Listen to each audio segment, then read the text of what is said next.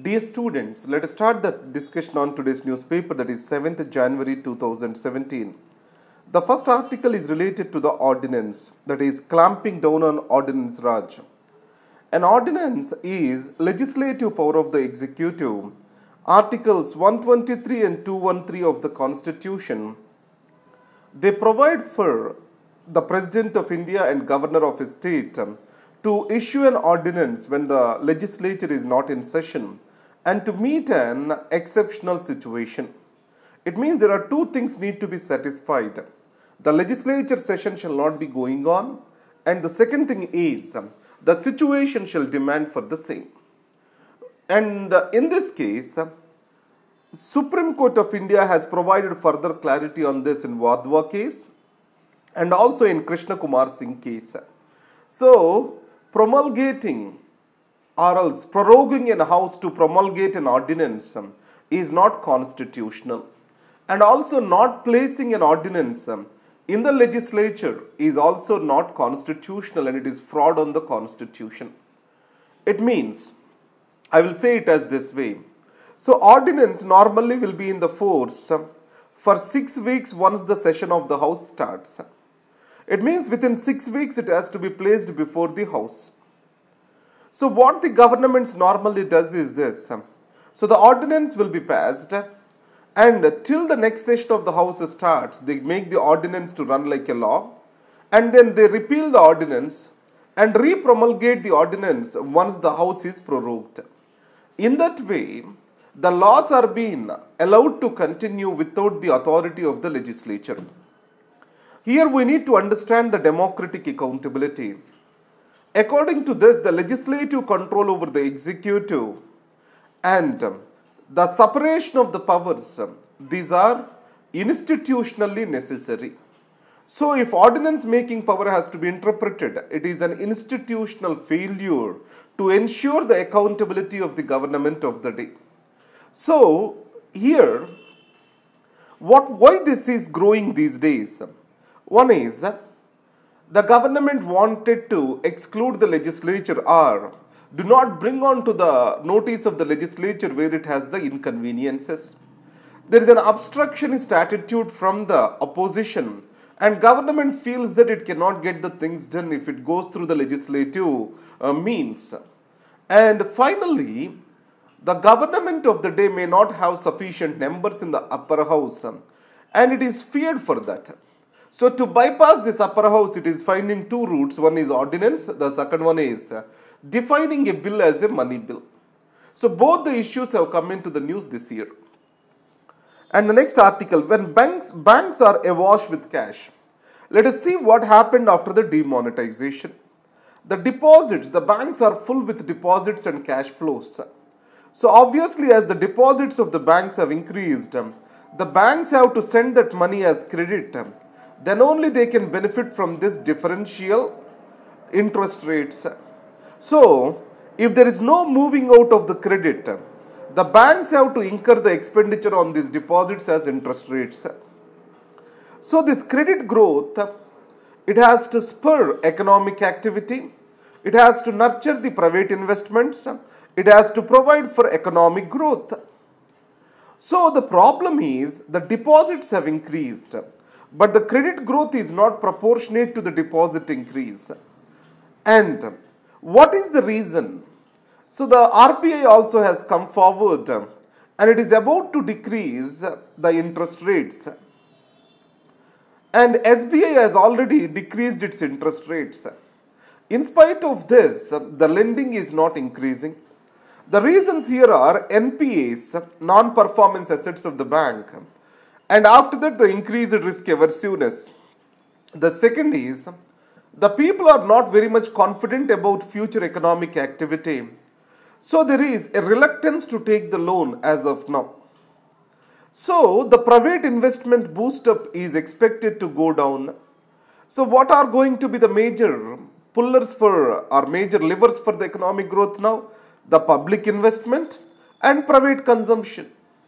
So the public investment, even before demonetization, it was the major arm of growth. The private sentiments are about to be positively revived and it has badly stuck the sentiment by the demonetization. And the second is United States is also increasing its interest rates.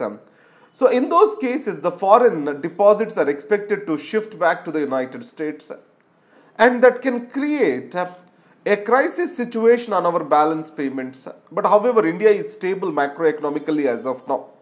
But if we want to bring in economic growth, as private investments are not been increasing, to provide for the better economic sense and boost the economic activity, the public investment has to be boosted. It means we need to be flexible with our fiscal policy. So unlike this, if we are rigid to the guidelines of the FRBM Act and fiscal policy maneuverability is restricted, the economy may slip down into recession. So that is what he did not say the word recession, but he tries to explain the same thing over here. And second impact of the demonetization is RBI autonomy and corruption in the banking sector. RBI is been seen as a sacrosanct institution. Now the fingers are being raised against the RBI and its independence. And with regard to the corruption, normally it has been stated that banks do not account for this corruption or do not have the incidences of corruption as like government department. Now banking sector also has become the governmental department. So in this case, the way out is the pump priming the economy by the government and also bringing in better public expenditure. And then the sisterhood of wrestlers. So in this case, the interview, this article is very much important because it is been from women empowerment. Now I will talk about something called role modeling. If you get selected for civil services, many people from your village will be motivated to take up the same. Last year, I got one of the students selected from my own village, and now there is an aspiration from the younger minds to get into civil services. So this is what is role modeling. A success brings the necessary role modeling. And also it kills the prejudices. There is no success like success. In Haryana, where Sakshi Malik, Miss Babita and Geeta Pogots, who have won the medals at the international level in wrestling, has killed the prejudices to an extent, and it has mainstreamed the women into the normally considered as men's sport, that is wrestling. And then coming to the newspaper, the world issues. China is building an aircraft carrier. The third aircraft carrier. Why is it important for India? China has never focused on building its navies. And India has a powerful navy placed in Indian Ocean. So in that case, China's strengthening of its navy and also placing its only aircraft carrier between Philippines and Taiwan, the South China Sea issue, the string of pearls issue, and its major focus on access to the Indian Ocean, all this will have a bearing on Indian security. So that's why, though the article did not talk about this, but we need to understand that the United States has the best navy now. But however, the Russian navy is aging and US navy is also getting aged, and it is the China's time that is rising on the navy. That's what is being said as. Now again, this article is also good for interview. The Saudi women defy restrictions in video. So music, dance, these all are been prohibited for women in Saudi Arabia. And now women have come forward to take their to get out over their necessary restrictions in the Saudi kingdom. So this video has gone viral. Just in the interview, you can quote this as an example with regard to breaking of rules for better living hours. You can talk about the freedoms with quoting these as examples. So now, but again, be careful that whenever this issue comes up, the discussion can go to triple talaq and also the secularism and what are the challenges to the secularism, and not just from the women empowerment perspective. Now, this article is important. The rupee is going to further depreciate. What might be the reasons? One is there is a plight of capital after the demonetization, And the bond yields in United States of America are increasing due to rise in interest rates over there. And economic activities has also slowed down after the demonetization. So because of this, it is expected that rupee may touch $1, we say dollar to 70 rupees. And then I brought the questions over here. You can go through that and we can complete this question, this particular question at the end.